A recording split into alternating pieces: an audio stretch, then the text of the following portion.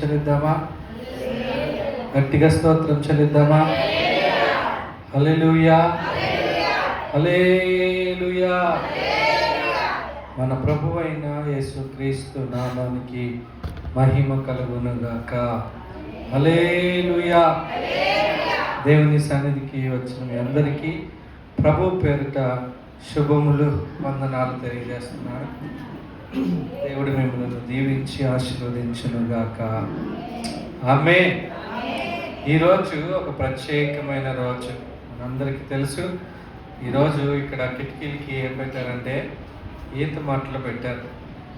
అంటే ఈత మట్టలు చర్చిలో చూస్తే ఏమర్థం అవుతుందంటే ఈరోజు మట్ల ఆదివారం.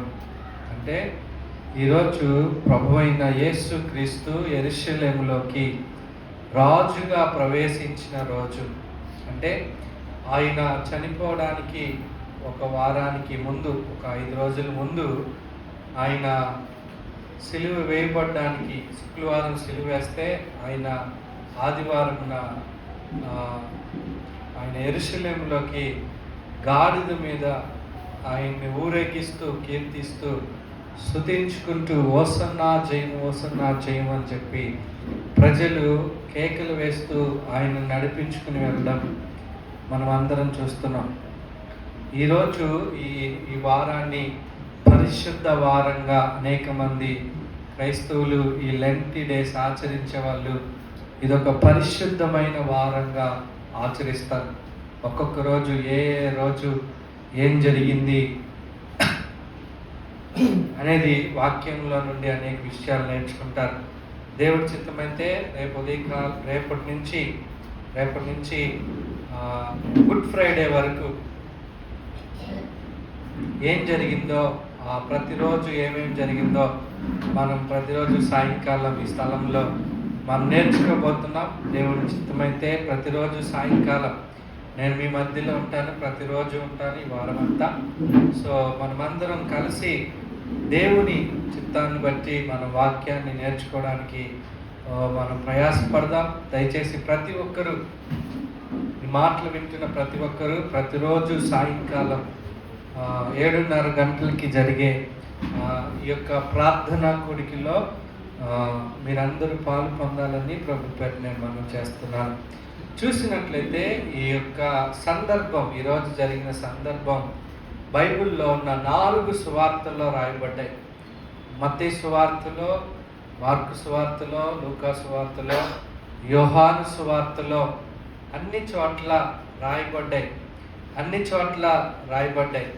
అయితే ఈ దేవుడు గురించిన అనేక సందర్భాలు, కొన్ని సందర్భాలు 4 ఒక సువార్తల్లో రాయబడలేదు, కానీ ఈ సందర్భం మాత్రం అన్ని సువార్తల్లో రాయబడ్డాయి. కారణం ఏంటంటే ఇది చాలా ప్రథమమైనది. కాబట్టి ఈరోజు పెన్ను పుస్తకం తెచ్చుకున్న వాళ్ళు రాసుకోండి. నేను ఆ రెఫరెన్స్లన్నీ చదివించడానికి అవదు, కానీ మత్తయి సువార్త 21వ అధ్యాయం 1 నుంచి 11 వచనాలు,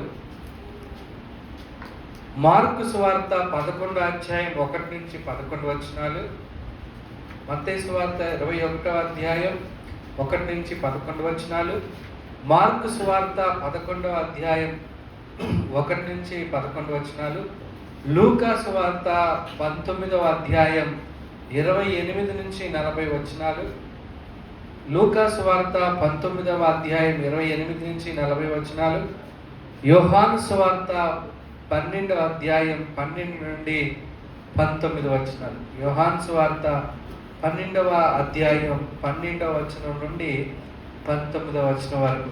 ఈ 4 సువార్తల్లో ఈ మట్ల ఆదివారం, లేదంటే యేసు ప్రభువుని గాడిద మీద ఊరేగిస్తూ ఆరాధిస్తూ హోసన్నా చేయము, హోసన్నా చేయము అని స్తుతించడం ఈ 4 సువార్తల్లో లిఖితమైనట్టుగా మనం చూస్తున్నాం. మనకి సమయానుకూలతను బట్టి మనం అన్నీ ధ్యానించలేము కనుక మొదటిగా మత్తయి సువార్తలో రాయబడిన కొన్ని మాటలు మనం చూద్దాం. మైక్ తీసుకుని స్వాతి గారు చదువుతారు. మత్తయి సువార్త 21వ అధ్యాయం 1 నుంచి 11 వచనాలు. అందరు బైబిల్ తీసి చూడండి. మత్తయి సువార్త 21వ అధ్యాయం 11 వచనాలు, 1 నుంచి 11 వచనాలు చదవండి.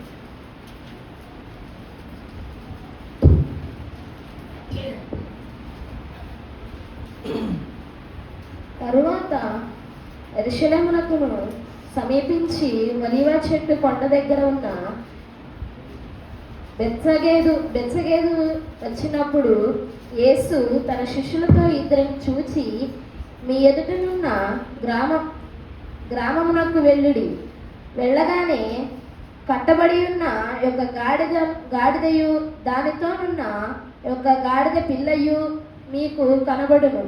వాటిని విప్పి నా యొద్దకు తోలుకొని రండి.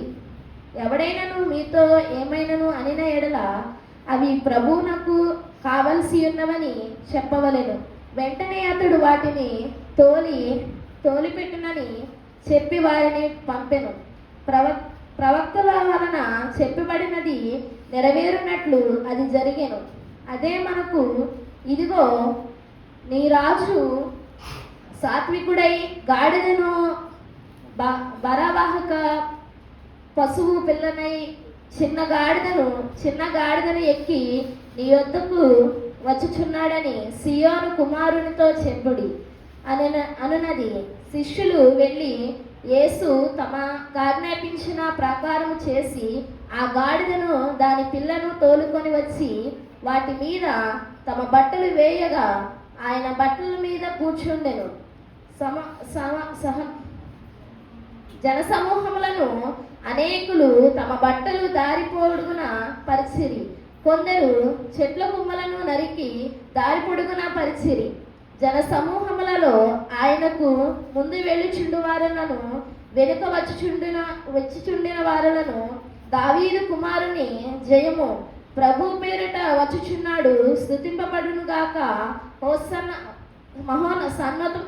సర్వోన్నతమైన స్థలములలో జయము అని కేకలు వేయుచుండిరి.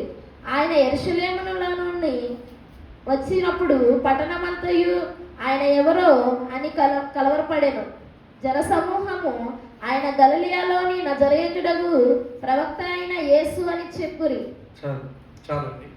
ఈ చదవబడిన ఈ లేఖన భాగం యొక్క సందర్భం ఏంటంటే, యేసు ప్రభువారు గాడిద పిల్లపై కూర్చుని యెరూషలేములోకి వారు ప్రవేశించే సందర్భంగా మనం చూస్తున్నాం.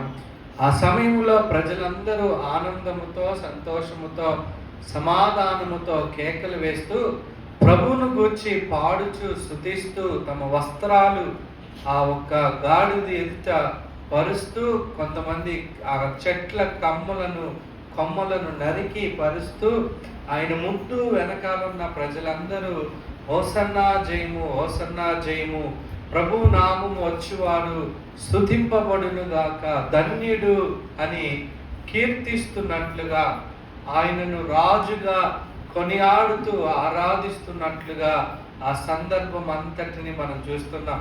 అయితే యేసు ప్రభు వారు చాలాసార్లు యెరూషలేములోకి వచ్చారు, కానీ ఈసారి మాత్రం యెరూషలేములోకి ఒక ప్రత్యేకమైన కోణంలో గుండా వచ్చారు. ఆయన యెరూషలేములో ఏ రోజు ఆయనని ఇంతగా కీర్తించలేదు, ఇంతగా మహింపరచలేదు, ఇంతగా ఆయనని ఆరాధించలేదు, రాజుగా ఆయనను కొనియాడలేదు. కానీ ఈసారి మాత్రం ఆయన రాక ప్రజలందరికీ ఒక సూచనను తెలియపరిచింది.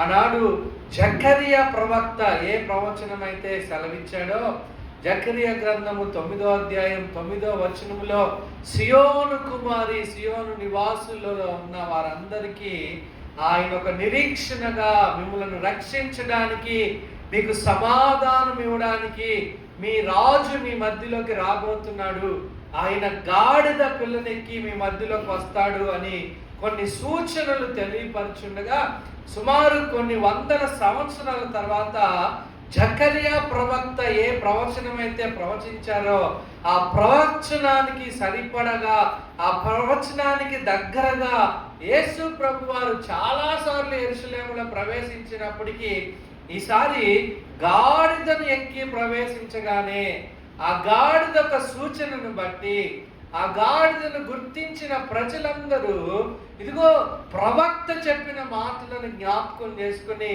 మిమ్మల్ని రక్షించే రాజు, మీకు సమాధానం ఇచ్చే రాజు గాడిద మీద మీ మధ్యలోకి వస్తాడు అని చెప్పిన మాటను వారు నమ్మి ఆ యేసు ప్రభు వారిని వారు ఏమని అంగీకరించారంటే, రాజుగా ఆ ప్రజలందరూ ఆయనను అంగీకరించి స్తుతించి ఆరాధించడం మనం చూస్తున్నాం. హల్లెలూయా.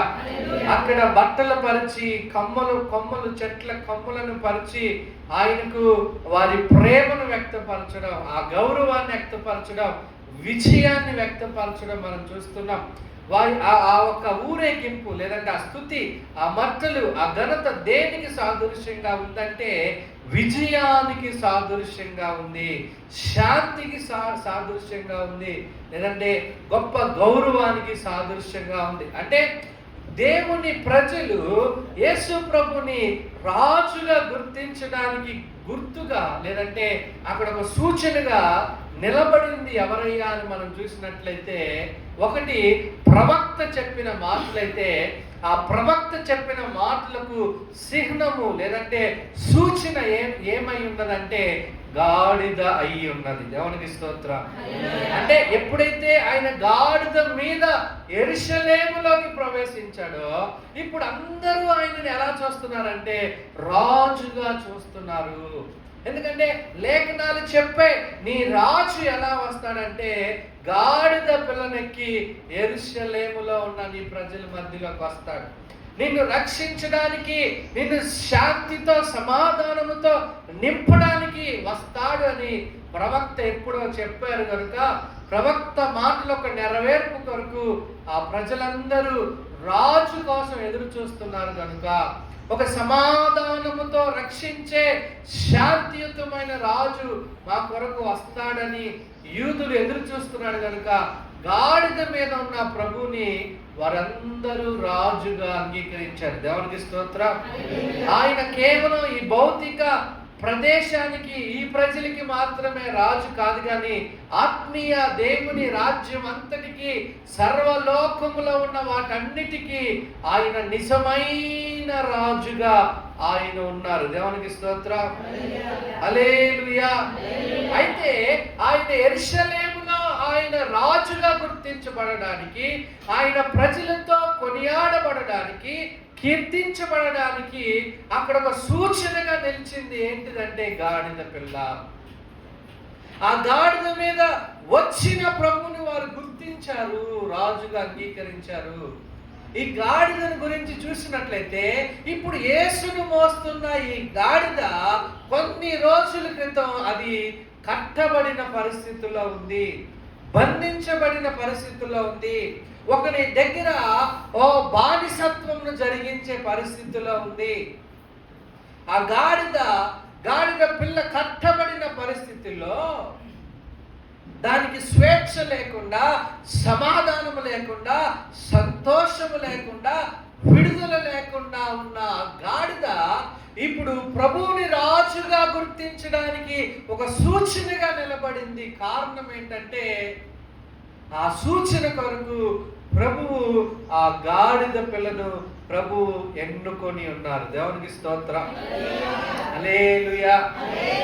ఒకవేళ చాలా మంది రాజులు గుర్రాలను ఎన్నుకుంటారు వారు రావడానికి, వారు ప్రయాణం చేయడానికి, రథాలను ఎన్నుకుంటారు వారి యొక్క ఔన్నత్యాన్ని చాటి చెప్పడానికి. కానీ ఈ రాజు ఎందుకు పనికిరాని, ఎవరు లెక్క చేయని, అనేక భారాలు మోపబడుతున్న ఒక జంతువుని ఎన్నుకున్నాడు. ఆయన ఆ గాడిదను ఎన్నుకున్నప్పుడు మీరు చూసినట్లయితే ఆ రాజుకి సూచనగా ఆ గాడిద ధన్యరాలుగా లేదంటే ధన్యతలోకి ఆ గాడిద వచ్చేసింది. దేవునికి స్తోత్రం. హల్లెలూయా. చూడండి, యేసు గుర్రం మీద రాలేదు, ఆయన గాడిద మీద రావడం ఇది గొప్ప విశేషం. ఎందుకంటే దేవుడు ఎందుకు గాడిదనే ఏర్పరచుకున్నాడంటే ప్రవక్త చెప్పిన మాట సత్యము గనుక, ప్రవక్త ద్వారా దేవుడు పలికిన మాట నిజము గనుక, లేఖనాలు నెరవేర్పు కొరకు యేసు ప్రభు వారు ఆ కట్టబడిన గాడిదను ఎన్నుకున్నారు. ఎలా ఎన్నుకున్నారో తెలుసా? ఆయన ఎన్నుకున్నాడు కనుక ఆ కట్టబడిన గాడిదకి దేవుడు ఏమనుగ్రహించాడంటే విడుదలను దేవుడే అనుగ్రహించాడు, స్వేచ్ఛను దేవుడే అనుగ్రహించాడు.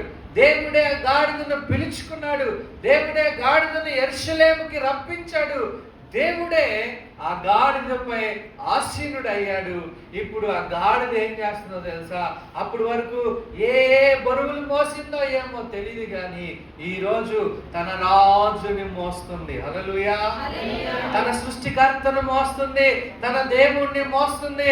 ఆయన్ని మోసుకుని యెరూషలేములోకి అడుగు పెట్టగానే ప్రజలందరిలో కలవరము పోయింది, ప్రజలందరిలో భయము పోయింది, ప్రజలందరిలో తెలియని సమాధానము వెలువయింది. ప్రజలందరి హృదయాలు ఆనందముతో నింపబడ్డాయి. తద్వారా ప్రజలు తమ సంతోషాన్ని ఎలా వారు వ్యక్తపరిచారంటే తమ దగ్గర ఉన్న వస్త్రాలన్నిటినీ ఆయన ఎదుట పరిచారంట. ప్రజలు చెట్ల కొమ్మలు నరికి ఆ ఖర్జూరు మట్లన్నిటిని తెచ్చి ఆయన ఎదుట పరుస్తూ సాగిలు పడుతూ ఏమంటారు తెలుసా? హోసన్నా జయం, హోసన్నా జయం, హోసన్నా జయం, ప్రభు పేరట వచ్చువాడు స్తుతించబడునుగాక. ఎందుకు వారు విజయాన్ని ప్రకటిస్తున్నారంటే ఆ రాజును చూసి వారు ఏం నమ్మారంటే ఈ రాజు మాకు రక్షకుడుగా ఉంటాడు వారు నమ్మారు. ఈ రాజు మాకు సమాధానాన్ని ఇస్తాడని నమ్మారు. ఈ రాజు మమ్మలను పరిపాలిస్తాడు అని వారు నమ్మారు కనుక ఆ రాజు పక్షాన విజయాన్ని వారు ప్రకటించినట్లుగా మనం చూస్తున్నాం. అయితే దీనంతటిని, ఈ భావము జరిగిన అంతటిని ఒకసారి మనం అర్థం చేసుకోవడానికి ఇష్టపడినట్లయితే యేసు ప్రభు వారు మరణానికి అప్పగింపబడడానికి ముందుగా ఆయన ఈ మట్ల ఆదివారం రోజున ఆయన యెరూషలేములోకి ప్రవేశించినప్పుడు ఆయన కొరకు ఆయన కట్టబడిన గాడిదను మొట్టమొదటిగా విప్పారు. ఈ గాడిద దేనికి సూచనగా ఉందంటే మన బ్రతుకులకు, మన జీవితానికి, మానవాళి జీవితానికి సూచనగా ఉంది. ఈ గాడిద ఎలాగైతే భారమైన బరువులు మోస్తుందో, ఈ గాడిదకి ఎలాగైతే సరైన ఘనత ఉండదో, స్వేచ్ఛ ఉండదో, అధికారం ఉండదో, మన జీవితాలు కూడా సేమ్ ఇలాగే ఉంటాయి. ఈ రోజున సకల మానవాళి ఏదో ఒక భారం చేత బందీలైపోయారు, బానిసలుగా ఉంటున్నారు. పాపం అనే బానిసత్వంలో మనుషులందరూ మగ్గిపోతున్నారు. స్వేచ్ఛ లేదు, పరిశుద్ధత లేదు, నీతి లేదు, యథార్థత లేదు. మనుషులందరూ త్రోవ తప్పిన వారిగా, పనికి మాలిన వారిగా, పాపము చేసిన వారుగా, దేవుని మహిమను పొందలేని వారిగా జీవిస్తున్నారు. అలాంటి మానవులందరూ కట్టబడి ఉన్నారని వాక్యం సెలవిస్తుంది. పాపములో బందీలుగా ఉన్నారు, పాపపు సంఖ్యలు చేత వారు కట్టబడి ఉన్నారు. ఈరోజు అనేక మంది అనేక కట్లలో మగ్గిపోతున్నారు. కొంతమంది కులం అనే కట్లలో నుంచి బయటికి రాలేకపోతున్నారు. కొంతమంది పేదరికం అనే కట్ల బంధకాల్లో నుంచి బయటికి రాలేకపోతున్నారు. ఇంకొంతమంది వ్యసనం అనే బంధకపు కట్లలో నుండి బయట పడలేకపోతున్నారు. దానికి వారు బానిసలైపోతున్నారు. అది వారిని ఎలా నడిపిస్తే అలా నడుస్తున్నారు. ఈ రోజున ప్రతి వ్యక్తి దేనికో దానికి బానిసలుగానే బ్రతుకుతున్నారు. మనుషులందరూ, యవన బిడ్డలందరూ, కుటుంబంలో ఉన్న యజమానులందరూ, తల్లులందరూ ఏదో ఒక విధమైన బంధకాల్లో ఉన్నవారే. మనము కూడా ఒకప్పుడు బంధకముల చేత బంధించబడిన వారమే. దేవుడు తన కృప కొరకు, తన మహిమ కొరకు, తన ప్రేమతో మన బంధకాలను ఆయన తెంచివేశాడు. దేవునికి స్తోత్రం. మన పాపపు సంఖ్యలు ఆయన బద్దలు కొట్టాడు. మనకు ఇనప గడియలను ఆయన బద్దలు కొట్టాడు. మన సంఖ్యల బానిసత్వము నుండి ఆయన మనలను విడిపించాడు. ఆయన చేత మనము పిలువబడిన వారము, ఏర్పరచబడిన వారము. ఎందుకొరకు అంటే ఈ గాడిదను దేవుడు ఎందుకొరకు ఏర్పరిచాడండి? ఈ గాడిదను ఎందుకు తన కట్లను విప్పి ప్రభు తీసుకురమ్మని చెప్పాడు అని ఆలోచన చేస్తే, ఆ గాడిద ద్వారా యెరూషలేములో ఆయన మహిమపరచబడాలని రాయబడి నిర్ణయించబడి ఉన్నది కనుక, అంటే ఆ బంధకాలు విడిపించి దేవుడు తన మహిమకు సూచనగా, తన కీర్తికి సూచనగా, తన లేఖనమునకు సూచనగా, తన ప్రజల మధ్యలో కొనియాడబడి రాజుగా చూచినట్లుగా ఆ ఒక్క గాడిదను దేవుడు సూచనగా, మార్కుగా దేవుడు ఏర్పరిచినట్లుగా మనం చూస్తున్నాం. మీరు చాలా జాగ్రత్తగా చూస్తే ఇక్కడ ఉన్న వారిని దేవుడు ఎందుకు విడిపిస్తున్నాడు, ఇక్కడ ఉన్న వారిని దేవుడు ఎందుకు పరిశుద్ధపరుస్తున్నాడు, ఎందుకు ఇక్కడున్న వారిని దేవుడు రక్షించాడు అని మనం ఆలోచన చేస్తే, ఇదిగో ఈ గాడిద ఎప్పుడైతే విడవబడిందో ఎక్కడికి ప్రవేశించిందో తెలుసా? యెరూషలేములోకి ప్రవేశించింది. ఎవరిని మోసుకుని ప్రవేశించిందో తెలుసా? తన రాజుని మోసుకుని ప్రవేశించింది. మనము కూడా మన బంధకముల నుండి, మన వ్యసనముల నుండి, మన పాపముల నుండి మనం విడిపించబడి మనము ఆయనను రాజుగా స్వీకరించాలంట. దేవునికి స్తోత్రం. ఎవరిని రాజుగా స్వీకరించాలి? మన ప్రభువుని మనం రాజుగా స్వీకరించి ఆయనను మోసుకుని యెరూషలేములోకి మనం ప్రవేశించాలంట. దేవునికి స్తోత్రం. హల్లెలూయా. ఎప్పుడైతే ఆయన ఆ గాడిద ఆయనను మోసుకుని అడుగు యెరూషలేములో పెట్టిందో, ప్రజలందరూ యేసుని ఎలా చూస్తున్నారు తెలుసా? రాజుగా చూడడం మొదలెట్టారు. ఆయన చాలా సార్లు వచ్చారు కదా యెరూషలేము, మరి ఆ రోజు కనబడలేదు మీరందరికీ. ఈ రోజు ఎలా కనపడిందంటే ఆయనను రాజుగా చూడడానికి సూచనగా గాడిద అక్కడ నిలబడింది కనుక. దేవునికి స్తోత్రం. హల్లెలూయా. ఆయన గాడిద మీద వచ్చాడు కనుక ఆ గాడిదను బట్టి ఘనత ప్రభువుకి దొరికింది అక్కడ. తెలుసా మీకు? ఆయన సామాన్యంగా వచ్చుంటే ప్రజలందరూ మామూలుగా ఆయన అద్భుతాలు చేస్తాడే కనుక ఆయన కోసం వచ్చేవాళ్ళేమో, కానీ ఆయనను కొనియాడి, ఆయనను కీర్తించి, ఆయనను ఘనపరచడానికి గల కారణం ఏంటంటే ఆ గాడిద పిల్లే. అంటే ప్రజలందరూ యేసును రాజుగా గుర్తించడానికి నిలబడింది ఎవరో తెలుసా? గాడిద. ఆ గాడిదను అక్కడ నిలబెట్టింది ఎవరో తెలుసా? ప్రభు. అంటే ఈ గాడిద మన జీవితాలకి సూచనగా ఉంది.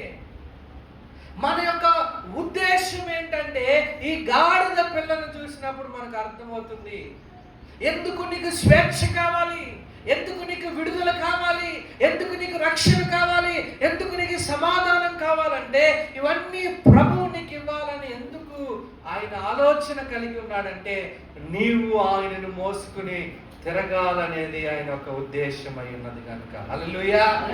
గాడిద ఎలాగైతే దేవుడి నామము మహిమ పరచబడేటట్టు ఒక సూచనగా యెరూషలేములో నిలిచిందో, ఈ యెరూషలేములో నీవు దేవుని సన్నిధిలో ప్రజలకి దేవునికి మధ్యలో ఒక సూచనగా నిలబడాలి అనేది దేవుని సంకల్పమై ఉన్నది అని నువ్వు నేను గమనించాలి.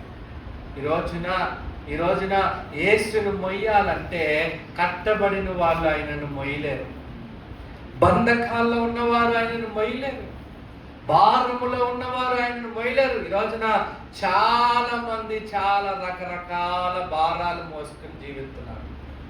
ఒక్కొక్కరికి ఒక్కొక్క భారం, కుటుంబ భారం, అప్పుల భారం, ఆర్థిక భారాలు, బిడ్డలు కూర్చిన భారాలు, భవిష్యత్తును కూర్చిన భారాలు, ఉద్యోగం కూర్చిన భారాలు, బోళ్ళని బరువులు మోసుకుని బ్రతుకుతున్నారు. ఇన్ని బరువులు మేదేసుకున్న వాళ్ళు ప్రభువును మొయ్యగలరా అంటే మొయ్యలేరు. ప్రభు దగ్గరికి వచ్చి వారు నిలబడలేరు. ఎందుకంటే ఈ లోక భారములన్నీ వారిని బానిసత్వంలోకి నెట్టివేస్తున్నాయి. అందుకనే నా ప్రభు ఏమన్నాడు తెలుసా? ప్రయాసపడి భారం మోస్తున్న సమస్త జనులారా నా యొద్దకు రండి, నేను మీకేమిస్తాను? విశ్రాంతినిస్తాను. అండ్ అదేంటి, ప్రభు దగ్గరికి వచ్చిన మనం ఎందుకు చింతిస్తున్నాం అంటే మనం భారం మోస్తున్నాం కాబట్టి. ప్రభు దగ్గరికి వస్తున్న మనం ఎందుకు భయపడుతున్నాం అంటే ఏదో ఒక భారం మన మీద కాడులుగా మోపబడింది కాబట్టి మనము చింత లేకుండా ఉండలేకపోతున్నాం, భయం లేకుండా ఉండలేకపోతున్నాం, సమాధానంగా ఉండలేకపోతున్నాం, సంతోషంగా ఉండలేకపోతున్నాం. కారణం ఏంటంటే భారములన్నీ నేనే మొయ్యాలి అని అనుకుంటున్నాం. ఈ భారములే బంధకాలైతే, ఈ బంధకాలే సంఖ్యలైతే, ఈ సంఖ్యలే కట్లుగా మారి నిన్ను నన్ను కట్టేసి బంధించేసి ఉంచుతున్నాయి. అందుకనే నా ప్రభు నిన్ను పిలుస్తున్నాడు, నా దగ్గరికి రా. ఎందుకు ఆయన దగ్గరికి రావాలంటే నీ భారము ఏం చేయాలంటే ఆయన మీద మోపాలి. ఆయన విశ్రాంతిని, ఆయన సమాధానమును నువ్వు పొంది జీవించాలి. హల్లెలూయా. నీవు ఏ భారముతో ఉన్నా సరే ఆ భారమును ప్రభువు మీద మోపడం నేను అలవాటు చేసుకోవాలి. అందుకే వాక్యం స్పష్టంగా సెలవిస్తుంది. సామెతల గ్రంథంలో ఈ మాట రాయబడింది. ఏంటి ఈ మాట అంటే, ఇదిగో నీ పని భారములు యెహోవా మీద మోపము, అప్పుడు నీ ఉద్దేశములు సఫలమవును. ఈ మాట ఎంతమందికి ఎన్నిసార్లు చదివి ఉంటారు? ఈ మాట అర్థం మీకు అర్థమవుతుందా? ఆయన అంటున్న మాట మీకు వినబడుతుందా? నీ పని భారములు యెహోవా మీద మోపు, నీ ఆలోచనలు సఫలంగా జరుగుతాయి. అంటే నీ భారము వలన నీవు నీ జీవితంలో కార్యాలు చూడలేవు, కానీ నీ భారము ఆయనకి ఇవ్వడం వలన నీ జీవితంలో కార్యాలు చూడగలవంట. దేవునికి స్తోత్రం. హల్లెలూయా. నువ్వు స్వస్థపరచబడాలంటే నీ అనారోగ్యాన్ని ఆయనకి ఇవ్వాలి. నువ్వు సమృద్ధి చూడాలంటే నీ పేదరికాన్ని ఆయన మీద మోపాలి. నువ్వు పరిశుద్ధపరచబడాలంటే నీ అతిక్రమములు ఆయన మీద నువ్వు మోపాలి. నీ పాప భారము ఆయనకి ఇచ్చి వేయాలి. నువ్వు నీ అపవిత్రతను ఆయనకి ఇచ్చి వేయాలి. అందుకే నీ పని భారములు ఆయన మీద మోపండి. అప్పుడే మీ ఉద్దేశాలు ఏమవుతాయి తెలుసా? సఫలం అనగా జరిగించబడతాయి. అందుకే దేవుని యొద్దకు వచ్చిన ప్రతి ఒక్కరూ మీ భారములను మీరు మోసుకుని వెళ్ళకూడదు. ఒక రోజు ఒక మామగారు ఒక అపార్ట్మెంట్లో ఒక ఆవిడ కింద కూరగాయలు అమ్ముకుంటుంటే ఒక ఆవిడమ్మ పైకి రా అన్నాను. సరే అని వాచ్మెన్ అడిగితే పైకి రమ్మన్నారంటే రామమ్మ చూపిస్తారని లిఫ్ట్ ఎక్కిస్తే ఆమె గంప ఎత్తుకుని ఆ లిఫ్ట్లు అలాగే ఉన్నట్టు ఎన్నో అంతస్తులు మోయలేక మోస్తుంది. ఆ వాచ్మెన్ అంటున్నాడంట, అమ్మా నీ గంప ఎవరు ఎత్తుకెళ్ళిపోరు, కింద పెట్ట. అయ్యో పర్లేదు అంటున్నా. అంటే అదేంటమ్మా, నిన్ను మోసిన లిఫ్ట్ నీ గంపను కూడా మోస్తుంది. నువ్వు కొంచెం బరువు తగ్గించుకో, నీ బరువు లిఫ్ట్లో పెట్టమ్మా అని బలవంతంగా ఆ బరువులు దింపితే ఆమె కొంచెం తేలికపాటిగా ఆమె పైకి వెళ్ళిందంట. దేవునికి స్తోత్రం. అంటే దాని అర్థం ఏంటంటే, నిన్ను పిలిచిన ప్రభువు ఎవరో తెలుసా? నీ మీద భారం మోపేవాడు కాదైనా. నాకు ఒక పొట్టేళ్ళను బలివ్వని నీ మీద ఇంకొక 20,000 భారం మోపేవాడు కాదైనా. నువ్వు ఇన్ని కొబ్బరికాయలు కొట్టు అని ఇంకొక భారం మోపేవాడు కాదు ఆయన. ఆయన నీ నుండి ఇది చేయి అది చేయి అని కోరికలు కోరేవాడు కాదు. ఆయన కోరుకునే కోరిక ఏంటో తెలుసా? నీవు మోయలేకపోతున్న భారాన్ని నేను మోస్తాను, నా మీద వేయని కోరుకునే దేవుడు ఆయన. దేవునికి స్తోత్రం. ఆయన ఎంత మంచి దేవుడు, ఎంత గొప్ప దేవుడు, ఎంత కృపా కనికరం కలిగిన దేవుడు అంటే, సర్వలోక మానవాళి పాప భారమును ఆయన తన సిలువలో ప్రేమతో భరించి ఆ పాపానికి వెల చెల్లించిన పరమ గొప్ప దేవుడు ఆయన. దేవునికి స్తోత్రం. అందుకనే ఇగో ఈ గాడిద అనేక భారాలను పక్కన పెట్టి ఆమె ఒక నిర్ణయం తీసుకుంది. ఆ గాడిద ఒక నిర్ణయం తీసుకుంది ఏంటో తెలుసా? ఇదిగో నేను ఇంకా ఏ భారాలు మొయ్యను, నేను ఇంకా నా రాజునే మోస్తాను అనుకుంది. దేవునికి స్తోత్ర. హల్లెలూయా. నీవు నేను నీ భారాలన్నీ కూడా ఆయన పాదాల దగ్గర వదిలేయాలి. అదేంటంటే మరి నాకు భారం లేకపోతే, నా మీద బరువు లేకపోతే మరి నేను సరిగ్గా ఉండాలి కదా అంటే ఆయన అంటాడు, నన్ను నువ్వు మోసుకో, నా ప్రేమను నువ్వు మొయ్యి, నా కృపను నువ్వు మొయ్యి, నా మహిమను నువ్వు మొయ్యి, నా మంచితనమును నువ్వు మొయ్యి. అంటే మన భారములను ఆయన ఎదుట దించి ఆయనను మనం మోయడానికి ఇష్టపడాలి. దేవునికి స్తోత్రం. హల్లెలూయా. చూడండి, ఆయన ఆ రోజు యెరూషలేములో ఉన్న ప్రజలందరూ ఆయనను రాజుగా గుర్తించడానికి కారణం ఒకే ఒక సూచన. ఆ సూచన ఏంటిది చెప్పండి? ఆ సూచన ఏంటిది? అప్పుడు వరకు అరిసి అరిసి అరిసి ఆ సూచన ఏంటిది చెప్పండి, గట్టిగా చెప్పండి. ఏంటిది? మేకపిల్ల, కోడిపుంజ, చెప్పండి ఏంటిది? గాడిద వలన, గాడిద ఒక సూచనగా ఆయనను మోసుకుని వస్తుంది కనుక ఆయన రాజుగా అక్కడ గుర్తించబడినట్లుగా మనం చూస్తున్నాం. అంటే నా జీవితంలో మన యొక్క బాధ్యత ఏంటో తెలుసా? మన యొక్క పిలుపు ఏంటో తెలుసా? మన యొక్క ఏర్పాటు వెనకాల ఉన్న ఉద్దేశం ఏంటో తెలుసా? మనల్ని ప్రభువు విడిపించడానికి గల కారణం ఏంటో తెలుసా? ఇదిగో, నీ ప్రజల మధ్యలో నీ ప్రజలు నీ యొక్క ప్రభువుని రాజుగా గుర్తించడానికి వారి మధ్యలో నువ్వు ఒక సూచనగా నిలబడాలి. దేవునికి స్తోత్రం. హల్లెలూయా. అంటే దాని అర్థం ఏంటంటే ఎక్కడ నువ్వు ప్రవేశిస్తావో, నువ్వెక్కడ అడుగు పెడతావో, నువ్వు ఏ రంగంలో నిలబడతావో ఆ రంగములో నువ్వు మోస్తున్న ప్రభువు వారి మధ్యలో మహిమపరచబడాలి. దేవునికి స్తోత్రం. ఇప్పుడు మీరు చూడండి, యూదుల మధ్యలో యేసు మహిమపరచబడడానికి గాడిద నిలబడింది. యూదుల మధ్యలో యేసును రాజుగా కొనియాడడానికి గాడిద యేసును మోసింది.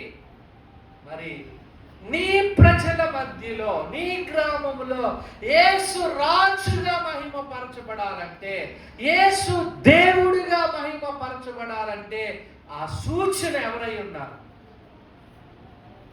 ఎవరు? యెరూషలేములో సూచనగా గాడిద నిలబడితే, మరి ఈ గ్రామంలో ఈ ప్రజల మధ్యలో దేవుడు మహిమపరచబడడానికి దేవుడు ఎన్నుకున్న సూచన ఎవరు? ఎవరు?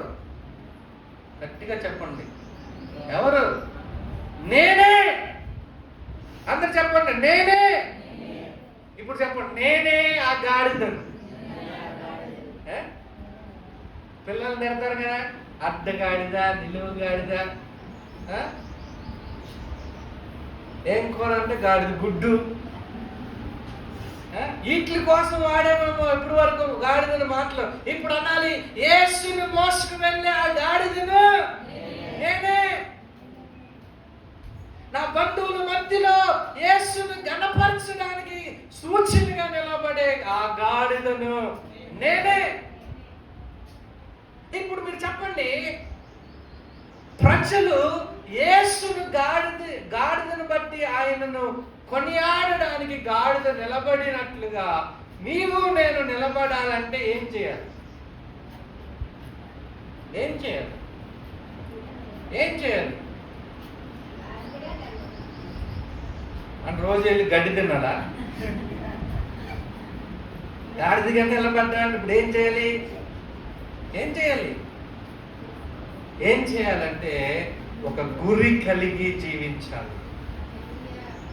ఎలాంటి గురి అంటే, ప్రభువు నన్ను ఎక్కడికి నడిపిస్తున్నాడో, ప్రభువు నన్ను ఎక్కడ నిలబెట్టాడో, ప్రభువు ఎవరి మధ్యలో నన్ను పెట్టాడో వారి మధ్యలో నా ప్రభువు మహిమ పరచబడాలి అనే దానికి ఒక గురి కలిగి నీవు నేను జీవించడానికి ఇష్టపడాలి. అంటే ఉదాహరణకి నేను చెప్తాను. యవనస్తుల గురించి చెప్తాను, వినండి. ఉద్యోగం చేసే వాళ్ళ గురించి చెప్తాను, వినండి. వ్యాపారం చేసే వాళ్ళ గురించి చెప్తాను, వినండి. ఏదైనా తలాంతులు ఉన్న వారి గురించి చెప్తాను వినండి. ఇప్పుడు నువ్వే ఆ గాడిద అని అయితే ఆ గాడిద ఎవరిని మొయ్యాలంటే యేసుని మొయ్యాలి. అంటే నీవు నేను ఎవరిని మొయ్యాలి? నీవు నేను యేసుని మొయ్యాలంటే నీ భారాలన్నీ నువ్వు ముందు ఆయన ఎదుటి దించాలి. ఎవరి భారాలు దించాలి? నీ మీద ఏం మోపబడ్డాయో నీ అప్పుల భారం ఆయనకి ఇచ్చేయాలి, నీ బిడ్డల భారం ఆయనకి ఇచ్చేయాలి, నీ కుటుంబ భారం ఆయనకి ఇచ్చేయాలి. నీవు మాత్రం ఆయనను ధరించుకోవాలి. ఆయనను మొయ్యాలంటే అందరికంటే ముందు నీ జీవితంలో ఆయన నువ్వు రాజుగా స్వీకరించాలి. దేవునికి స్తోత్రం. ఒకటి, నువ్వు రాజుగా ఆయనను నువ్వు స్వీకరించగానే నువ్వేం చేయాలో తెలుసా? ఆయనను నువ్వు మహిమపరిచే వ్యక్తిగా ఉండాలి. ఎలాగా? నువ్వు ఆయనను స్తుతించి, నువ్వు ఆయనను ఆరాధించి, మాటలతో కాదు, నీ హృదయం అంతటిలో నిస్సముగా నీ ప్రభువుని నువ్వు ఆరాధించే వ్యక్తిగా ఉండాలి. ఇప్పుడు నువ్వు ఆరాధిస్తుండగా, నువ్వు రాజుగా అంగీకరిస్తుండగా, ఇప్పుడు నువ్వు ఎవరిని మోస్తున్నావు అంటే, ఎవరిని మోస్తున్నావు? ప్రభువుని మోస్తున్నావు. ఇప్పుడు ప్రభువుని మోస్తున్న నీవు చదువుకుంటూ ఉండొచ్చు, ప్రభువుని మోస్తున్న నీవు ఒక కుటుంబాన్ని కలిగి ఉండొచ్చు, ప్రభువుని మోస్తున్న నీవు ఒక ఉద్యోగం కలిగి ఉండొచ్చు, ప్రభువుని మోస్తున్న నీవు ఒక వ్యాపారం చేస్తూ ఉండొచ్చు. ఇప్పుడు అక్కడ దేవుని నామం మహిమపరచబడాలంటే ఇప్పుడు చదువుతున్న వ్యక్తి అందరిలాగా చదవకూడదు. చాలా మంది ఎలా చదువుతారు? రేపు ఎగ్జామ్స్ అయితే ఈ రోజు పుస్తకం తెస్తారు. పుస్తకం ఎప్పుడు తీసుకుని ముందున్నా చదవరు. వాళ్ళకి ఏముంటుంది అంటే ఓవర్ కాన్ఫిడెన్స్ ఉంటుంది, ఎలాగైనా పాస్ అయిపోతుంది. వాళ్ళకి ఏముంటుందంటే ఎవడో ఒకటి చూపించకపోడా. వాళ్ళకి ఏముంటుందంటే నేనే కాఫీ అన్ని స్లిప్లు పెడతాను, అన్నెవడు పట్టుకుంటారులే. ఇది లోకం ఒక థియరీ. చాలా మంది, అందరూ కాదు, చాలా మంది వారు ఎలాగోలా చదివి, ఎలాగోలా పాస్ అయ్యి, ఎలాగోలా పైకి వెళ్ళిపోదాం అనుకుంటారు.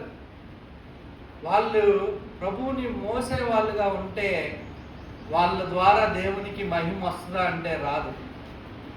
ఇప్పుడు ఏం చేయాలి? ఎలాగోలా చదివే వాళ్ళకంటే, బాగా చదివే వాళ్ళకంటే, ఇప్పుడు అందరి మధ్యలో నిన్ను చూడాలి, నువ్వు మోస్తున్న ప్రభువుని మహిమపరచాలంటే వారందరి మధ్యలో నువ్వు ఉన్నతమైన స్థాయిలోకి వెళ్ళే అంతగా చదవాలి. దేవునికి స్తోత్రం. ఎవరి కోసం చదవాలి? ఎవరి కోసం చదవాలి?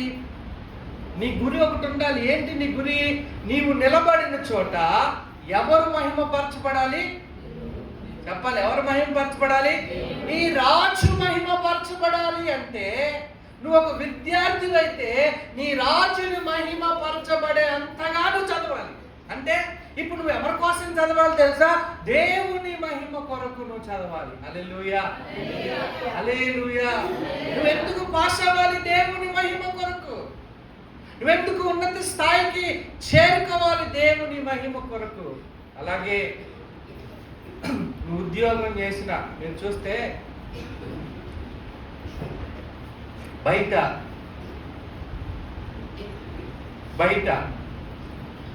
పనిచేసే వాళ్ళు ఎలా ఉన్నారంటే, ఒక రోజు బయట సంగతి చెప్తున్నాను, మీ గురించి నేను చెప్పట్లేదు. బయట ఎలా ఉంటుందంటే చాలా మంది ఎలా ఉంటారంటే వారు రోజు కూలి, ఒక కూలి 1000 రూపాయలు మాట్లాడుకుంటారు. రోజు కూలి 1000 రూపాయలు. ఉదయం 9 గంటల నుంచి సాయంకాలం 5 గంటల వరకు అనుకోండి. రోజుకి 1000 రూపాయలు మాట్లాడుకుంటాయి. ఇప్పుడు నిజంగా వారు మాట్లాడిన 1000 రూపాయలకి 1000 రూపాయలు పని చేస్తారని చూస్తే నిజంగా యథార్థంగా చాలా మంది చేయరు. 11 అయిందని టీ బ్రేక్ అంటారు, బయటికి వెళ్ళాలంటారు, ఇంకా అటు తిరుగుతారు, లంచ్ టైం అయిపోయింది అంటారు, మళ్ళీ సాయంకాలం కోసం రెస్ట్ అంటారు, మళ్ళీ టీ అంటారు. అది ఇటు నడిచి ఎలాగోలా 5 అయిపోయింది అని గబగబా చేతులు కాలు కడిగేసుకుని వెళ్ళిపోతారు. అలాగా ఉంటే నిజంగా దేవుణ్ణి మోసుకునే వారి ద్వారా దేవునికి మహిమ వస్తుందా? రాదు. అంటే నువ్వు నిజంగా 1000 రూపాయలు తీసుకుంటే కనీసం నువ్వు 1500 పని అన్నా చేయాలి, తెలుసా? అప్పుడు వీరికి నీకు ఒక ప్రత్యేకత అనేది నువ్వు సంపాదించుకోగలవు. దేనికి నువ్వు ఎందుకు నేను చేయాలి, అందరు చేయట్లేదు కదా, నేను ఎందుకు చేయాలి అని నువ్వు అనుకుంటే, ఎందుకంటే నీ గురి ఒకటి ఉంది, ఏంటో తెలుసా?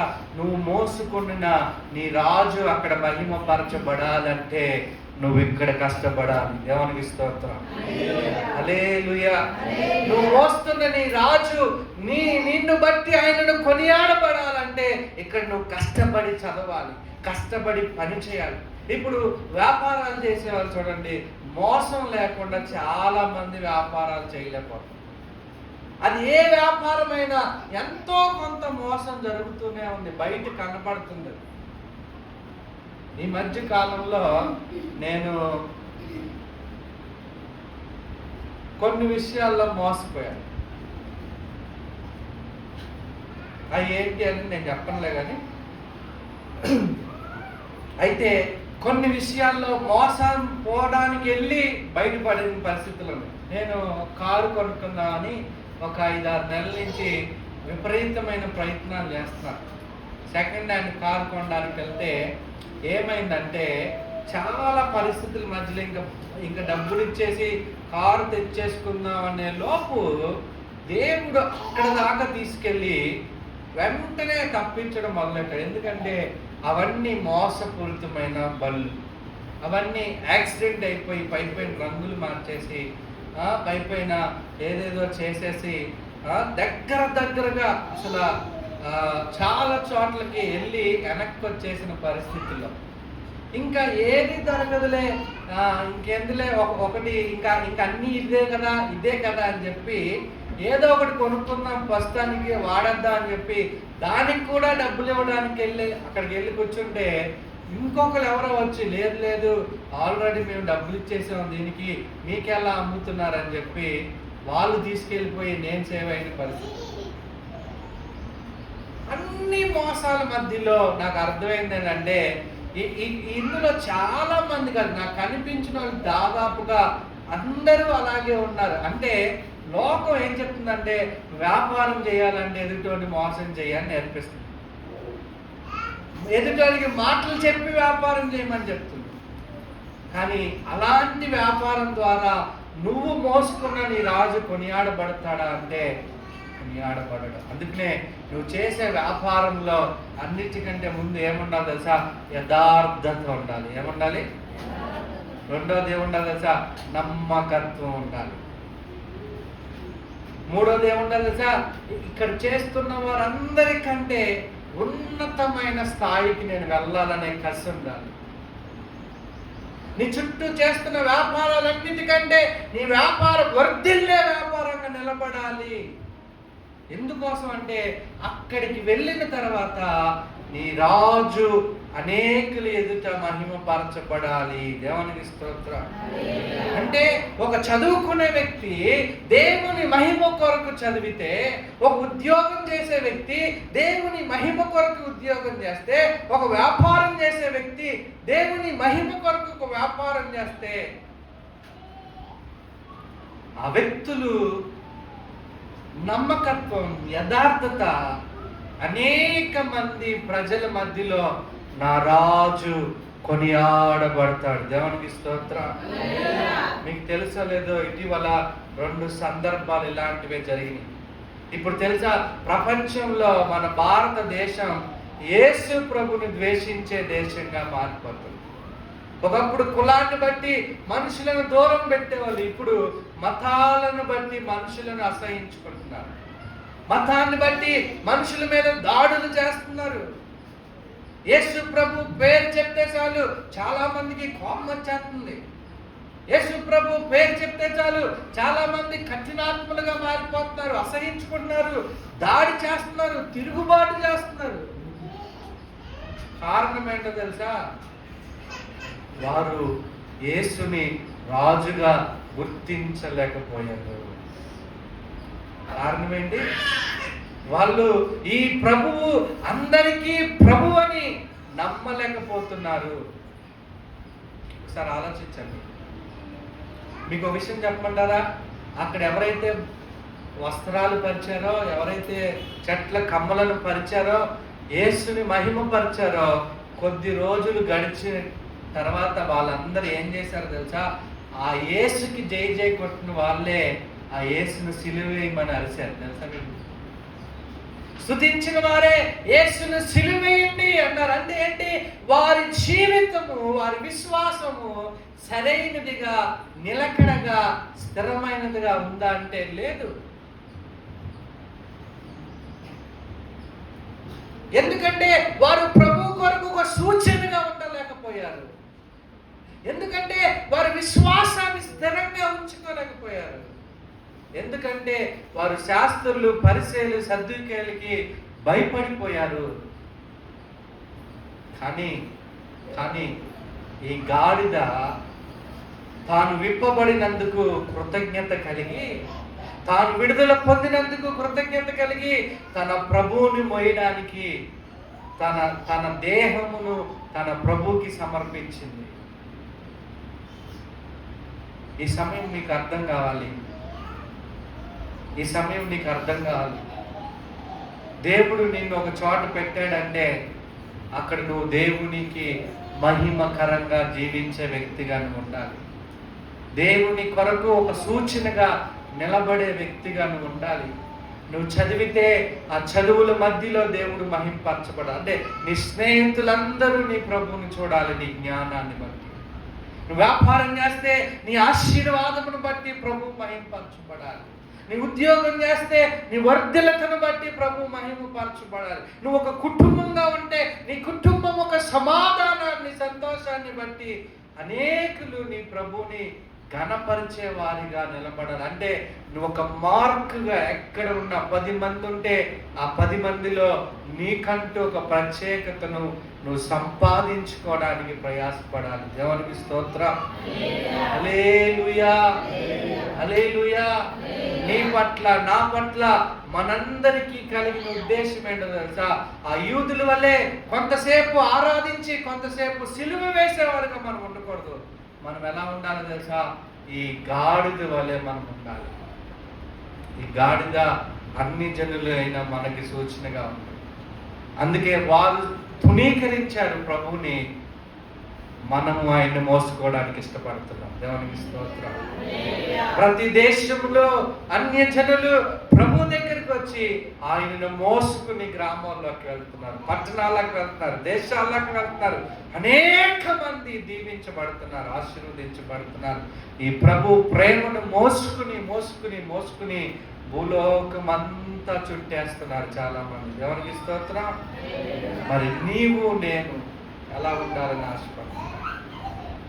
నీవు నేను ఎలా ఉండాలని ఆశపడుతున్నాం? ప్రియులారా, ఆలోచించండి. ఒకసారి ఆలోచించండి. ఎలా జీవించాలని మనం ఆశపడుతున్నాం. అందుకనే నా జీవితంలో ప్రభువుని మహిమపరిచే జీవితాలుగా ఉండాలి. నాకు బాగా గుర్తు, ప్రభు ఎవరో తెలియనప్పుడు నేను జీవించిన నా జీవితం ఎంత భయంకరమైందంటే, నన్ను మా సందులో తిట్టని వాళ్ళు ఎవరు లేరు. మా ఏరియాలో నన్ను పొగిడిన వాళ్ళు లేరు, నన్ను తిట్టకుండా ఉన్నవాళ్ళు కూడా ఎవరు లేరు. కానీ ఒకరోజు నేను ప్రభు దగ్గరికి వచ్చిన తర్వాత ఎవ్వరు నమ్మలా. నా ఎదుటి ఇలా మాట్లాడుకున్నారు, వీడు కొత్త వేషం వేశాడు. ఏంటంట, ఎన్ని రోజులు ఇందులో ఉంటాడో చూద్దాం అన్నారు. అన్ని రోజులు గడిచిన తర్వాత వాళ్ళే అపాసించిన వాళ్ళు ఏమన్నారంటే, నా పేరు అప్పుడు రంగా, నువ్వు మారావంటే ఆ యేసు ప్రభు ఎవరో ఉన్నాడయ్యా, మా పిల్లల కోసం కూడా కొంచెం ప్రార్థన చేయవా అని అపహాసించిన వాళ్ళే ప్రార్థన అవసరత కోరుకున్నారు. దేవునికి స్తోత్రం. అంటే దాని అర్థం ఏంటంటే, ఒకప్పుడు గాలిగా తిరిగిన నేను, అల్లరి చిల్లరిగా తిరిగిన నేను ఇప్పుడు యేసుని మోసుకుని తిరగడం మొదలుపెట్టాను. యేసు నాలో జీవిస్తున్నాడని ఎరిగి బ్రతకడం మొదలు పెట్టాను. ఏమైందో తెలుసా? నా ప్రవర్తనలో మార్పు, నా మాటల్లో మార్పు, నా క్రియల్లో మార్పు, నా యొక్క చూపుల్లో మార్పు. నాతో పాటు ఉన్న వారి మధ్యలో అనేక మంది నన్ను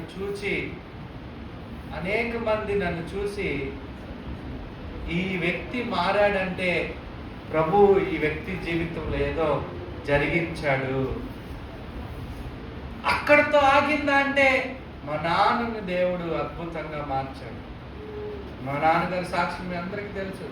భయంకరమైన త్రాగుడు వ్యసనంలో బంధించబడిన క్రూరమైన కఠినమైన మనస్సాక్షే లేని వ్యక్తి ఎవరైనా ఉన్నారంటే మా నాన్న. అలాంటి మా నాన్నని కఠినమైన బానిసత్వమైన బ్రతుకు నుండి ప్రభు గాడిద కట్లు విప్పినట్టుగా విప్పేశాడు. దేవునికి స్తోత్రం. ఎంత గొప్ప దేవుణ్ణి మనం మోసుకుని వెళ్తున్నాం, ఎంత గొప్ప దేవుణ్ణి కలిగి మనం ఉన్నాం. అందుకే ఈ గ్రామములో ఈ సంఘము ఒక సూచనగా నిలబడాలి. దేవునికి స్తోత్రం. ఈ గ్రామములో నీ బంధువులు ఎదుట, నీ స్నేహితులు ఎదుట, నీ కుటుంబము దేవుని కొరకు ఒక సూచనగా నిలబడాలి. ఏంటి ఆ సూచన ఏంటో తెలుసా? నిన్ను బట్టి నీ దేవుడు ఘనపరచబడాలి, నిన్ను బట్టి నీ దేవుడు మహిమపరచబడాలి, నిన్ను బట్టి నీ దేవుడు కొనియాడబడాలి, నిన్ను బట్టి నీ దేవుని దగ్గరికి నీ ప్రజలు ఆయన దగ్గరికి రాగలగాలి. దేవునికి స్తోత్రం. అందుకనే మన జీవితాల్లో స్థిరమైన విశ్వాసాన్ని కలిగి, ఆ గురిని కలిగి మనం ముందుకు వెళ్ళవలసిన వారమై ఉన్నాం. అందుకే మన జీవితంలో మనము ఆయనను రాజుగా మన జీవితాల్లో అంగీకరించాలి. ఇదిగో మనము ఆయనను నిజముగా ఆరాధించే వ్యక్తులుగా మారాలి. మనము ఆయన సన్నిధిలో వినయముతో విధేయత చూపించి మనము ఆయనను ధరించుకునే వారిగా ఉండాలి.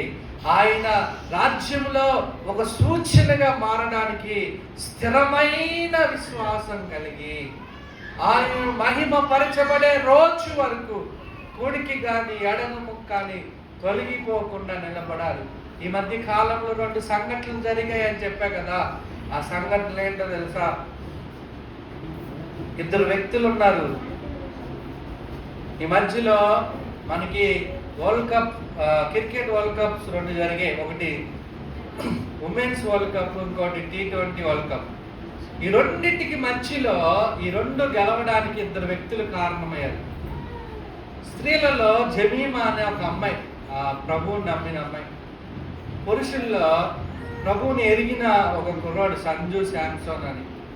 వీళ్ళిద్దరూ తుణీకరించబడిన వారే, వీళ్ళిద్దరూ ఆడకూడదని వెనక పెట్టబడిన వారే. కానీ వీరికి దేవుడు ఒక అవకాశాన్ని కల్పించాడు.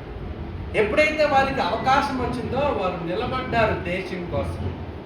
వారు ఆడారు, వారి ప్రతిభను చూపించారు. వారు ఎలా మారిపోయారంటే దేశమే గెలవడానికి వాళ్ళే కారకులైపోయారు. దేవునికి స్తోత్రం. అలాంటి ప్రభువుని ఈ దేశంలో అనేక మంది ద్వేషిస్తున్న పరిస్థితుల మధ్యలో ప్రభువుని మొత్తం మహిమపరిచే విధంగా వీరి ఇరువురి జీవితాలు మారిపోయింది. ఈ అమ్మాయిని గెలవడానికి కారణమైన తర్వాత ఆ అమ్మాయి దగ్గరికి వెళ్ళి మైక్ పెట్టగానే, ఎలా ఇంత గొప్ప విజయాన్ని భారతదేశానికి అందించారు కదా, మీకేమనిపిస్తుంది అని చెప్పినప్పుడు ఆమె చెప్పింది, ఈ విజయం నాది కాదు, నా దేవుడే నా దేశానికి నాకు ఈ విజయాన్ని ఇచ్చాడని చెప్పింది. దేవునికి స్తోత్రం. కొన్ని వేల లక్షల మంది ప్రజల మధ్యలో ఎవరు మహిమపరచబడ్డారు? దేవుడు మహిమపరచబడ్డారు. ఎందుకు? ఆమెకి అనుగ్రహించబడిన దానిలో, ఆమెకి ఇవ్వబడిన అవకాశంలో ఆమె ఉన్నతమైన స్థాయిలోకి రీచ్ అయిపోయింది. కష్టపడింది, ప్రయాసపడింది. చివరికి స్థలంలోకి వెళ్ళిన తర్వాత ఆ సెలబ్రేషన్ లో ఆమె ఎవరిని మహిమపరిచిందంటే దేవునిని నేను మహిమపరచుకోలేదు, నేనే కష్టపడ్డా ప్రయాసపడ్డానని ఆమె చెప్పుకోలేదు, కానీ దేవుని మహిమపరిచింది. ఈ సంజు శాంసన్ కూడా అంతే. ఆ మ్యాచ్ గెలవడానికి కారకుడుగా నాట్అవుట్ గా నిలబడి అదే గ్రౌండ్ లో లక్షల మంది చూస్తుండగా 2 మోకాళ్ళ మీద గ్రౌండ్ లో ఆ బ్యాట్ ఇసిరేసి, ఆ హెల్మెట్ ఇసిరేసి ఆకాశం వైపు చేతులు చాచి తన దేవునికి ప్రార్థన చేయడం మొదలెట్టాడు. ఇలా అనుకున్నాడు, దేవునికి కృతజ్ఞతలు చెల్లించాడు. అతని దగ్గరికి కూడా మైక్ పట్టంగానే ఆయన చెప్పిన మాట ఏంటో తెలుసా? నేను వెళ్ళిన పరిస్థితులన్నిటి మధ్యలో నా ప్రభువు నన్ను నడిపించాడు, నాకు తోడై ఉండి జయము నాకు ఇచ్చాడు అని దేవుడి గురించి చెప్పాడు. హల్లెలూయా. మీరు గుర్తుపెట్టుకోండి, మీరు ఆలోచించండి. వారికి ఒక అవకాశం ఇవ్వబడింది, అవకాశం కొరకు ఎదురు చూశారు, అవకాశాన్ని వినియోగించుకున్నారు. ఇప్పుడు వారి జీవితంలో గెలిచిన గెలుపును బట్టి వారు ఎవరిని మహింపరిచారు? చూడండి, ఆ రోజు గాడిదికి వచ్చింది అవకాశం, మొన్న జమీమాకు వచ్చింది అవకాశం, నిన్న సెంట్ సామ్సన్కి వచ్చిన అవకాశం, రేపు నీకు వస్తుంది అవకాశం. గాడిదని విడిపించినట్టుగా దేవుడు నిన్ను కూడా విడిపిస్తాడు, ఆయనను మోయడానికి.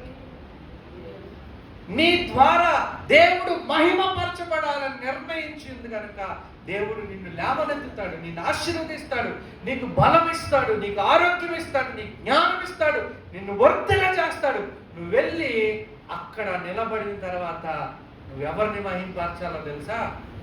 నీ దేవుడిని నువ్వు మహింపరచాలి. అంటే అక్కడికి వెళ్ళి నువ్వు మహింపరచాలంటే ఇక్కడ ఉన్నా కానించి అక్కడికి వెళ్ళే వరకు నువ్వెవరిని మోసుకుని వెళ్ళాలి?